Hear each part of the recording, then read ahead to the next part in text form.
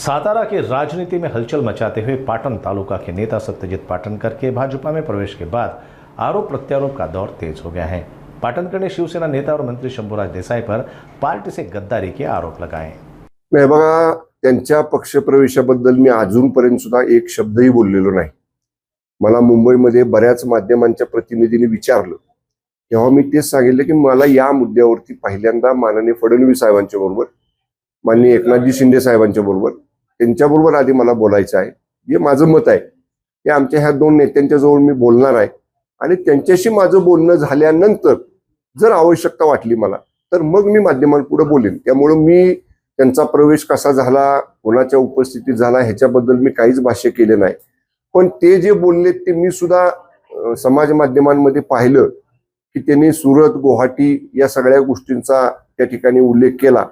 जेव्हा केव्हा मी फडणवीस साहेबांना भेटेन तेव्हा मग तो सुद्धा विषय आता नव्याने जसे जसे त्यांच्याकडनं पुढे येतील तसे तसे सगळे विषय जे राज्याचे प्रमुख आहेत महायुतीचे आणि राज्याचे मुख्यमंत्री आहेत माननीय देवेंद्रजी फडणवीस साहेब त्यांच्या मी कानावर घालेन।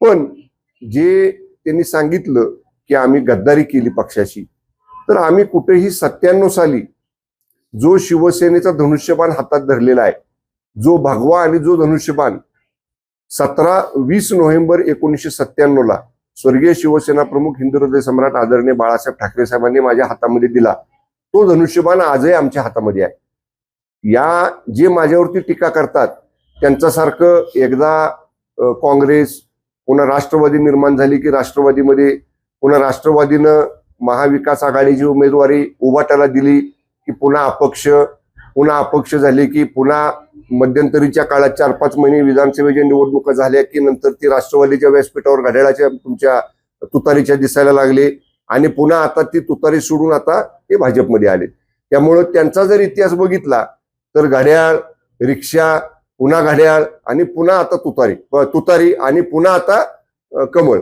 त्यामुळे तुम्ही किती चिन्ह किती झेंडे बदलले ह्याचं त्यांना म्हणून आधी उत्तर द्या। आम्ही 97 साली जो भगवा आणि जो धनुष्यबाण हातात घेतलाय तोच आमच्या जवळ आहे।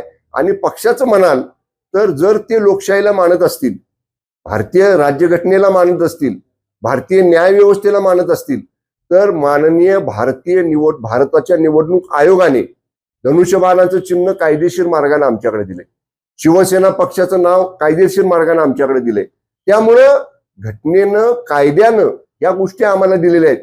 आमच्या धनुष्यबाण चिन्ह आम्हाला मिळू नये म्हणून काय मंडळी कोर्टात गेली, कोर्टाने सुद्धा तिथं हस्तक्षेप केला नाही।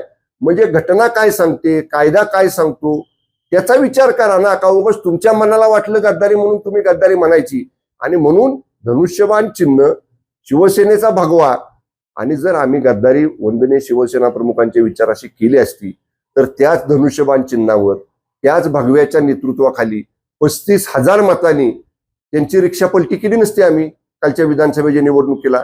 यापेक्षा मला जास्त बोलायचं नाही। त्यांच्या पक्षप्रवेशाबद्दल मी माननीय शिंदे साहेबांची, फडणवीस साहेबांची या बाबतीत बोलेन आणि त्यांच्याशी चर्चा झाल्यावर मग माध्यमांकडे बोलेन। आता कोंडी कोण कोणाची करतंय याच्यावर आज या घटकेला मी भाष्य करणं बरोबर नाही। म्हणून मी म्हणतोय मला लवकर वेळ द्यावी फडणवीस साहेबांनी। आणि आज आदरणीय शिंदे साहेब आले होते पण ते अचानक बंगल्यावर आल्यामुळे मी काय तो विषय बोललो नाही, त्यांच्या कानावर घातला नाही। मुंबईमध्ये मी जाईन कॅबिनेटला त्यावेळी माननीय शिंदे साहेबांच्या कानावर घालेन। पण जेव्हा केव्हा फडणवीस साहेब, मी त्यांना वेळ त्यांच्या कार्यालयाकडे मागितलेली आहे की जेव्हा मला वेळ देतील तेव्हा त्यांच्याकडे ह्या सगळ्या गोष्टी मी मांडेन आणि मग ते काय बोलतात, ते काय सांगतात मला त्याच्यावर मग पुढच्या बाबतीत मी माझं भाष्य करेन।